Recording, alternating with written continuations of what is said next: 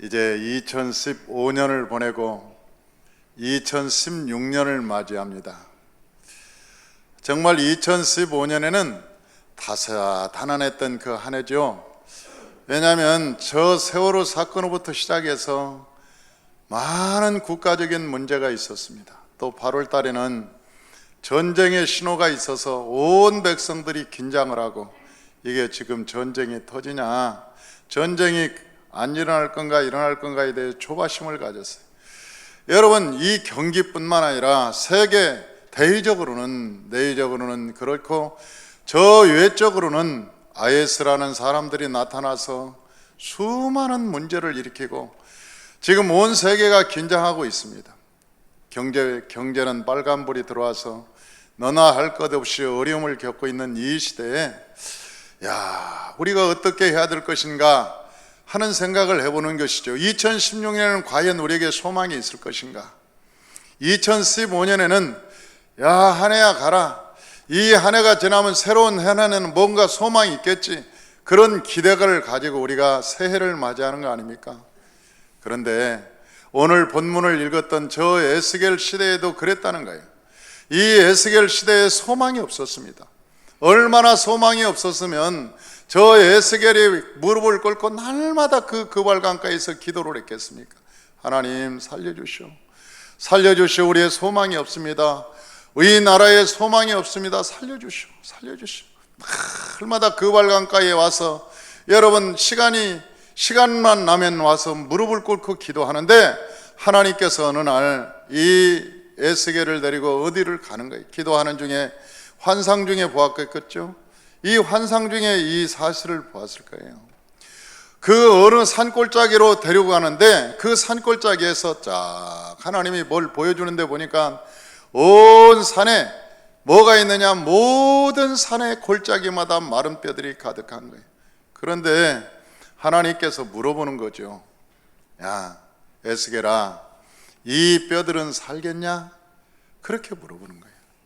여러분, 그 뼈들이 살 수 있겠다고 생각이 됩니까? 마른 뼈인데 다 뼈들이, 여러분, 팔은 팔대로, 다리는 다리대로, 다 갈비뼈는 다 갈비뼈대로 다 흩어져 가지고 뼈만 하얀 회색으로 남아있는 그 골짜기의 뼈를 보고 하나님께서 살겠냐 물어보니까, 아니 살겠다고 생각하는 사람이 세상에 누가 있겠어요? 그러니까 저 에스겔이라는 사람이 그 대답을 못하고 하나님께 그렇게 대답합니다. 하나님은 아십니다, 하나님은 아십니다, 나는 모르겠습니다, 그런 얘기죠. 나는 모르겠습니다, 그러면 하나님은 아십니다, 그렇게 대답하는 거예요. 그때 하나님께서 에스겔에게 뭐라고 말씀하시느냐? 그 에스겔에게 말씀하시기를 내 말에 생명이 있느니라. 하나님의 말씀에 생명이 있다는 거예요. 하나님의 말씀에. 그러면서 저 에스겔에게 말씀하시기를 내 말을 대언하라, 내 말을 대언하라. 네 말 하지 말고 내 말을 대언하라. 그러면 기적이 일어나리라. 그 말을 들은 저 다니엘이 하나님의 말씀을 대언하는 거예요. 뭐라고 대언하느냐? 저 뼈들을 다 모이라고 해라. 저 뼈들에게 생기가 들어가게 하리라고, 생기가 들어가라고 말해라. 그러니까 저 에스겔의 그 회색지대인 그 뼈들을 보면서 크게 외치는 거예요. 생기들아, 저 뼈들에게 들어갈지어다. 막 그 생기. 그러니까 남들이 보면 저 산에서 미친놈이 하나가 있구나. 아니, 저 세상의 마른 뼈를 향해서 저 소리 하는 게 무슨 소리인가? 아니, 저 미친 소리지. 그렇게 많은 사람들이 보았다면 그런 생각을 했을 거예요. 그런데 이 에스겔은 하나님의 말씀을 전하는 거예요. 하나님께서 말씀을 전하니까 하나님께 그 말씀하신 그대로 저 에스겔이 생기를 향해서 대언하여 이르기를 생기야, 저 뼈들에게 들어가라. 그렇게 외치니까 온 뼈들이 조금 있다가 움직이기 시작하는데, 저 산 골짜기에서도 움직이고 이 산 골짜기에서도 움직이고 막 뼈들이 확 일어나면서 막 우두둑 소리가 나고, 그러면서 막 그 뼈가 휙휙휙 날아다니고. 성경은 없어요. 뭐 뼈가 날아다녔다고 그런 얘기는 없어도, 아니 생각을 해봐요. 저 뼈들이 다 흩어져 있는데 그 뼈들이 붙으려면 서로 날아다녀야 붙지 않겠어요? 그러니까 그 뼈들이 막 확 날아다니면서 그 뼈들이 막 붙기 시작하는데, 여러분 남의 뼈는 붙을 수 없으니까 자기 뼈를 찾는 거예요. 막 서로 자기 죽은 뼈들이, 아니 죽은 뼈들이 자기 뼈를 찾아서 휙휙휙 날아다니는데 다 뼈들이 완성이 되는 거죠.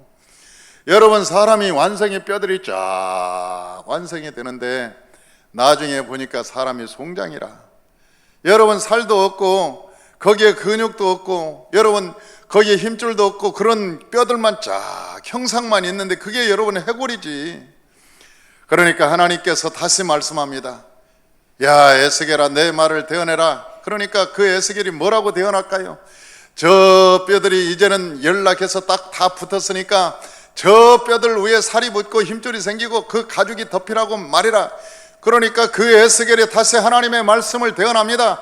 저 뼈들 위에 저 살이 붙고 거기에 힘줄이 생기고 가죽이 덮일지어다. 그렇게 외치니까, 아니 거기에 뭐 살이 있었던 것도 아니고 누가 살점을 이만큼 갖다 놨던 것도 아니고, 아니 아무것도 없었던 그 뼈들 속에 갑자기 그 살이 슉 붙더니 모든 그 해골 속에 살이 붙기 시작하니 여러분 눈깔도 생기고, 여러분 거기에 없었던 위장도 생기고, 여러분 간도 부었고, 거기에 있었던 콩팥도 생기고 핏줄도 생기고 세포도 생기고 확 그러더니 아니 사람이 된 거예요. 사람이 모든 그 뼈에 사람이 되어버렸어요. 그런데 사람이 되기는 됐는데 여러분 시체라. 왜? 사람의 생기가 없으니까 시체가 된 거예요. 시체. 여러분 사람이 사람이지만 여러분 시체가 더 무서운 거예요. 여러분 이 세상에 무서운 게 뭐냐? 여러분 귀신보다 무서운 게 시체예요. 그 시체가 산더미처럼 온 산 골짜기보다 시체가 있으니 얼마나 무서울 거예요. 이건 쓸모가 없는 거죠. 여러분 그 뼈가 다 붙었다고 해 전부가 아닙니다. 여러분 뼈가 다 붙었다고 해 전부가 아니고, 여러분 우리가 살이 생기고 거기가 힘줄이 생기고 살이 이 가죽이 덮였다고 해 전부가 아니에요. 여러분 사람에게는 생기가 있어야 되는 거예요. 할렐루야. 그러니까 하나님께서 다시 한번 말씀합니다. 야 저 에스겔아, 생기를 저 동서사방에서 불러서 저 코에 들어가게 하라. 그러니까 그 에스겔이 다시 한번 큰 소리를 외쳐 부릅니다. 동서사방에 있는 모든 생기들은 저 각자의 사람 속에 들어갈지어다. 그렇게 외치니까 온 생기들이 그 코 속으로 슉 들어가는데, 나중에는 그 코 속에서 생기가 들어가더니 마치 온 사람들이 일어나서 큰 군대가 되었더라. 큰 군대가 되었더라. 사랑하는 성도 여러분, 이것은 어떤 것이냐? 하나님께서 아담과 하와를 만들어 놓으시고 여러분 코 속에 그 생기를 불어넣었으니까 사람이 생명이 되고 일어났던 것처럼, 사람이 생명이 되고 일어났던 것처럼 여러분 저 에스겔이 하나님의 말씀을 태어나자 여러분 동서사방에 있었던 모든 생기가 사람의 코에 들어가기 시작하니 모두가 다 살아나서 하나님의 군대가 되었다고 성경은 우리에게 말씀하고 있는 것입니다. 할렐루야. 우리가 인생을 살아가면서 여러분 어려운 환경을 만나면 이 복잡한 환경을 어떻게 문제를 해결할 것인가, 많은 사람들은 더 나은 방법을 찾습니다. 그러나 여러분 하나님께서는 더 나은 방법보다 하나님께서는 누구를 찾느냐? 사람을 찾고 계시는 거예요. 왜냐하면 모든 일의 문제를 해결하는 것은 누가 해결하느냐? 사람이 해결하기 때문에 그래요. 그런데 어떤 사람이 해결하느냐? 여러분 일반적인 사람이 해결하는 게 아니라 하나님과 성령으로 동행하는 자가 하나님의 음성을 듣고 하나님의 말씀을 태어나기 때문에 그 문제가 해결되게 되는 것입니다. 산 사람이 잘 태어나게 되면 가문이 일으키기도 합니다.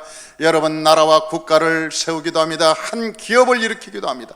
여러분 그 기업이 아주 소상인처럼 작은 기업이 있지만 한 사람이 여러분 훌륭한 사람이 나오면 그 가정을 일으키고 기업을 일으키고 나중에 경제를 일으키고 국가도 여러분 재건하고 새로운 국가로 든든한 국가로 만들 수 있는 거예요. 여러분 모든 것이 누구에게 달렸느냐? 사람에게 달려있는 것이. 역사를 보면 사람이 역사를 만들었고 사람이 세상을 바꾸는 것을 볼 수가 있어요.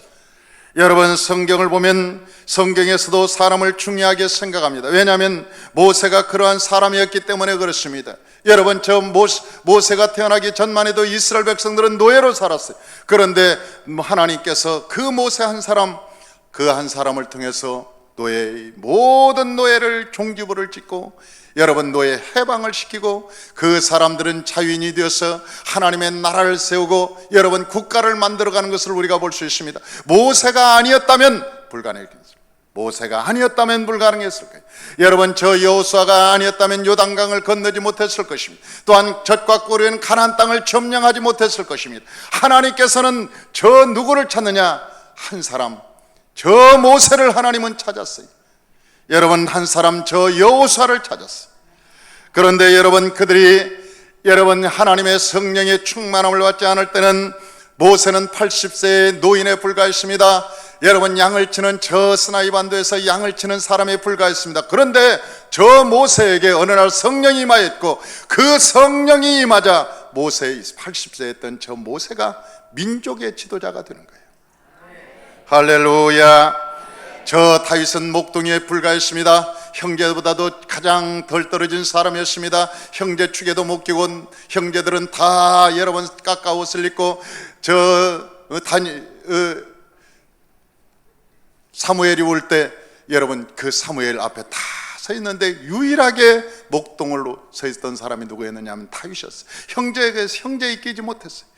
저 다윗이 성령의 기름 부음을 받기 전에는 여러분 목동 한 사람에 불과했습니다. 목동에 불과했습니다. 그런데 그가 사무엘이 기름불을 취해서 여러분 다윗에게 뵙고 그 다윗이 성령의 충만함을 받고 난 이후에 여러분 저 골리앗을 이길 수 있었습니다. 여러분 다윗이 가는 곳마다 비루자 있지만 비루자 있지만 그들을 에워싸고 여러분 다윗을 치겼습니다. 그 비루자들이 나중에 다윗을 만나서 지혜를 배우고 지식을 알아서 민족의 장관들이 되기 시작합니다.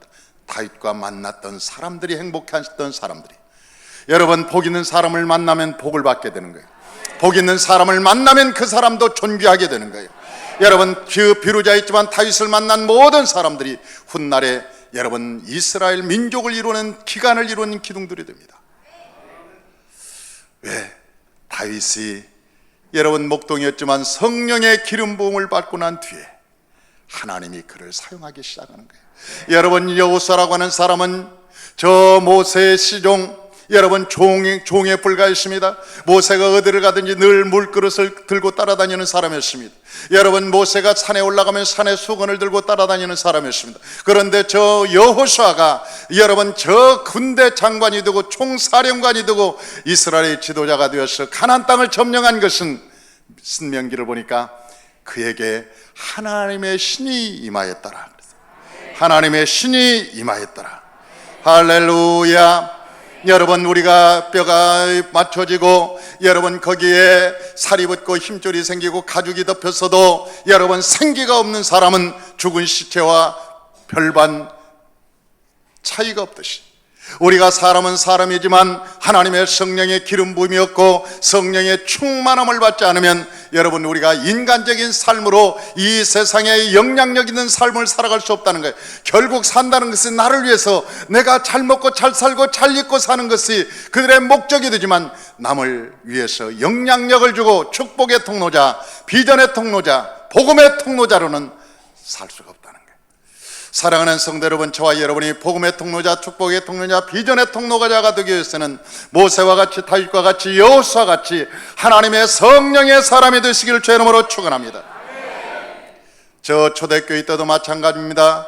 그들이 예수님을 따라다녔습니다. 그들은 말씀으로 양육을 3년 6개월 동안이나 받았습니다. 그래서 말씀을 잘 아는 것과 같았습니다. 그러나 예수님께서 십자가에 달릴 때 그들은 모두가 다 도망가 버리고 말았습니다. 왜? 죽은 시체와 육신의 사람이었기 때문에 그래요. 여러분 그래서 예수님께서 다시 부활하신 다음에 그들에게 말합니다. 너희가 예루살렘을 떠나지 마라. 이 예루살렘을 떠나지 마라. 그리 너희가 몇 날이 못돼서 성령을 받으리니 성령을 받으면 권능을 받겠고 너희가 권능을 받으면 저 예루살렘과 유대와 사마리아 땅끝까지 이르러서 내 증인이 되리라.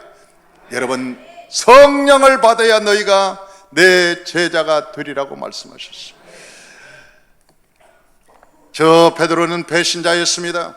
육신으로 있을 때는 예수님의 말씀을 안 들은 사람이 아닙니다. 예수님의 말씀을 3년 반 동안이나 따라다니면서 들었습니다. 예수님의 기적도 체험했습니다. 예수님의 모든 것도 보았습니다. 그런데도 배신자로 낙인 찍혀버리고 말았습니다. 예수님께서 여러분 가이바의 뜰에 있을 때 그는 나는 저를 모른다고 배신했습니다. 저주까지 했습니다. 그는 예수님을 따라다니고 싶었지만 육신의 사람은 할 수가 없다고 로마서 8장에 말하고 있는 거예요. 하고 싶어도 못한다고 그랬어요. 베드로는 마음은 여러분 원이었을 것입니다. 그러나 못했던 거예요. 왜? 성령이 그에게 없었기 때문에. 여러분 저 12제자는 다 도망자였습니다. 십자가에 예수님께서 십자가에 달릴 때 모두가 다 도망가 버리고 말았습니다. 그러나 여러분 성령을 받고 나서는 그들이 세상을 변화시키고 세상을 이기고 여러분 그 어떤 고난도 여러분 두려워하지 않고 당당히 여호와의 복음을 증거하는 거예요. 왜?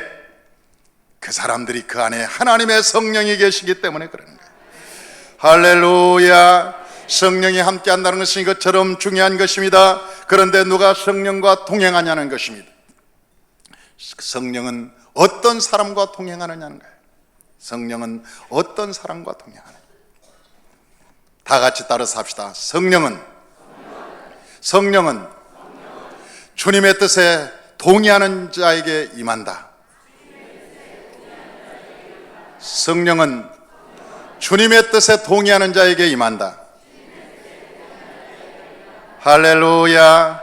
사람이 어떤 일을 함께 하려면 뜻이 맞아야 여러분 그 일을 할 수가 있는 거예요. 사람이 어떤 일을 하려면 뜻이 맞아요. 뜻이.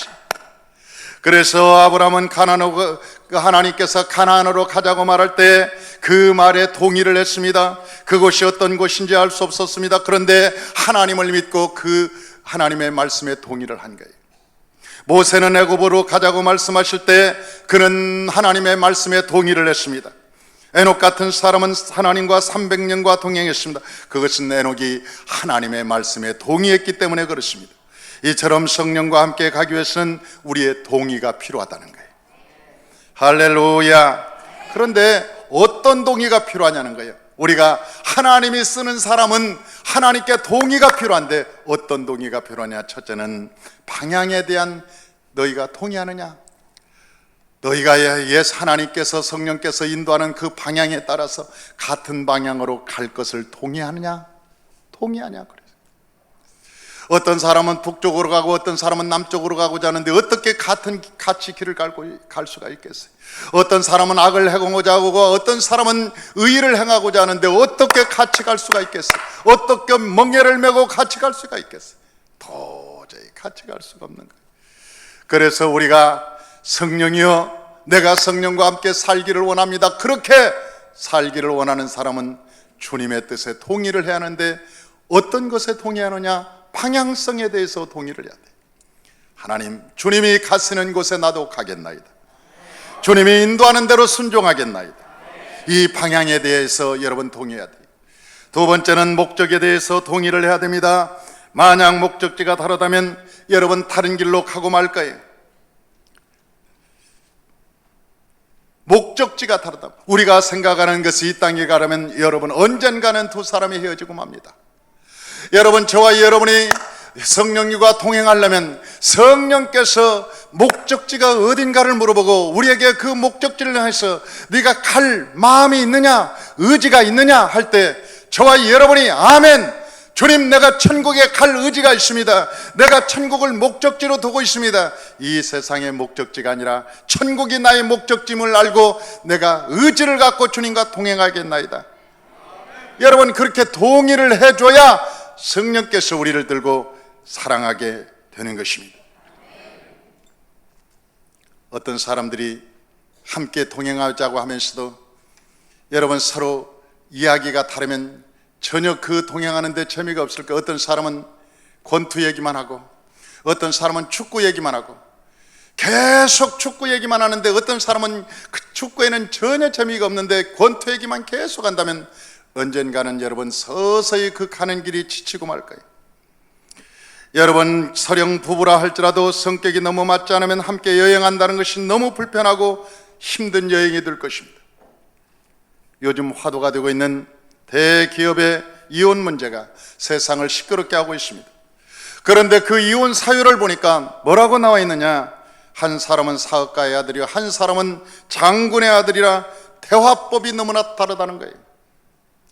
야, 서로 사랑한다고 했는데 한 사람은 저 사위 이 사업가의 큰 아들이고, 여러분 한 사람은 저 장군의 딸이라 대화법이 너무나 달라서 도저히 함께 갈 수가 없다는 거예요. 지금은 갈 의지가 생기지 않는다는 거예요. 서로 너무 다른 것이죠. 사랑하는 성도 여러분, 성령님과 우리가 서로 다른 이질적인 요소를 가지고 있다면 우리는 가다가는 언젠가는 헤어지고 말 것입니다.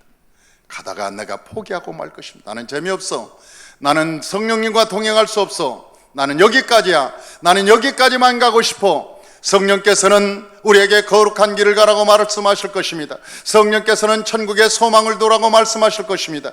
성령께서는 의를 행하라고 말씀하실 것입니다. 성령께서 가고자 하기는 분명합니다. 그러나 내가 거기에 동의하지 않으면 가다가 언젠가는 손을 놓고 말 것입니다. 우리는 성령님과 동행하기 위해서 세 가지를 분명히 합의를 해줘야 됩니다. 성령님이 이끌고자 하는 곳의 방향에 대해서 말입니다. 내가 그 방향을 따라갈 것인가? 나는 주님이 가시고자 하는 목적지에 동의하는가? 여러분, 나는 주님과 동행할 의지가 있는가? 여러분, 우리가 성령님과 동행할 의지가 있다면, 여러분, 우리가 성령께서 싫어하는 일을 끊을 마음이 있는가도 점검할 필요가 있는 것입니다.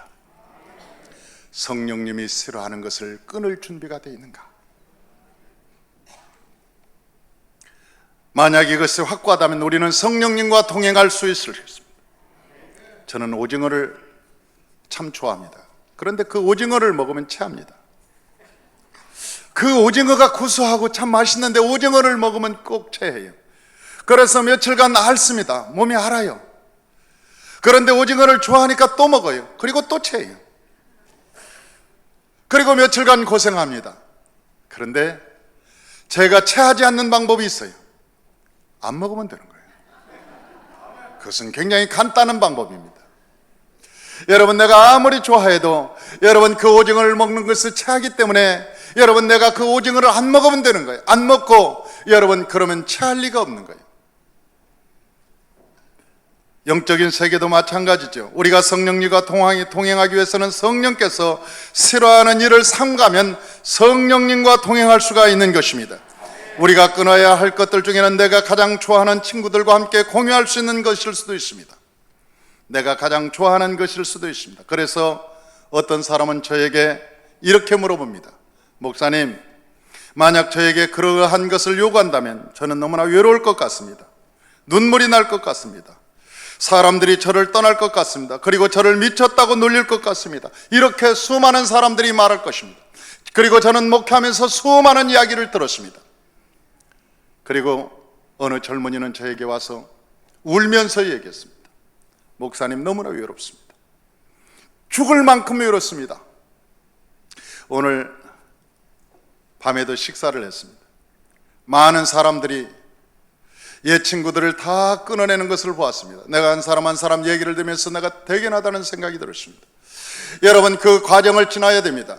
여러분, 성령께서는 저 애굽에서 이스라엘 백성들을 이끌어내셨습니다. 왜? 하나님과 동행하기 위해서. 여러분, 아무것도 없는 그 광야, 여러분 아무것도 도움이 없는 그 광야, 먹을 것도 없고 여러분 기댈 것도 없는 그 광야, 하나님께서 그 광야로 이스라엘 백성들을 인도한 이유는 오직 하나님께서 그들과 함께 살고 싶어서, 그들과 함께 친하고 싶어서, 그들과 함께 말하고 싶어서, 여러분 하나님께서 그들과 함께 동행하고 싶어서 낮에는 구름기둥으로 밤에는 불기둥으로 그들을 보호하면서 그들을 이끌어 주겠습니다. 거기는 수박도 없었고 부추도 없었습니다. 그건 아무것도 없었습니다. 그러나 하나님이 거기는 계셨습니다. 그리고 날마다 만나를 그들에게 허락해 주셨습니다. 우리가 주님을 위해서 때로는 이제는 세상에 즐거워하는 것을 끊어야 될지도 모릅니다. 내가 세상의 친구들을 끊어야 될지도 모릅니다. 어쩌면 내 사업이 위험해질 수도 있습니다. 내 삶이 너무나 외로워질 수도 있습니다. 내 삶이 고립된 삶처럼 힘들 수도 있습니다. 그러나 하나님께서는 우리에게 그 과정이 필요하다고 말씀하고 계십니다. 여호수아가 가나안 땅을 받았던 것은 그 여호수아가 싸움을 잘해서 여러분 승리한 것도 아닙니다. 여러분 전략이 좋아서도 아닙니다. 머리가 똑똑해서도 아닙니다. 여호수아가 가나안 땅을 점령할 수 있었던 것은 성령과 그가 동행했기 때문에 그렇습니다. 하나님께서는 여러분 새로운 가나안 땅을 우리가 점령하기를 원하고 계십니다. 그것은 성령과 동행할 때만이 가능하기 때문에 우리에게 세상 것을 버리라고 오늘도 말씀하고 계신 것입니다. 2016년입니다. 우리 이 시간 결단하십시다. 이제 우리는 새로운 한 해를 맞이하고 새로운 소망을 꿈꾸고 이제는 믿음으로 살아가려고 합니다. 여러분 성령과 동행하시기를 원하십니까? 여러분 그와 방향을 여러분 그가 이끄는 대로 따라갈 것을 동의합니까? 그가 목적지를 도달할 때까지 그와 함께 할 것을 여러분 동의합니까?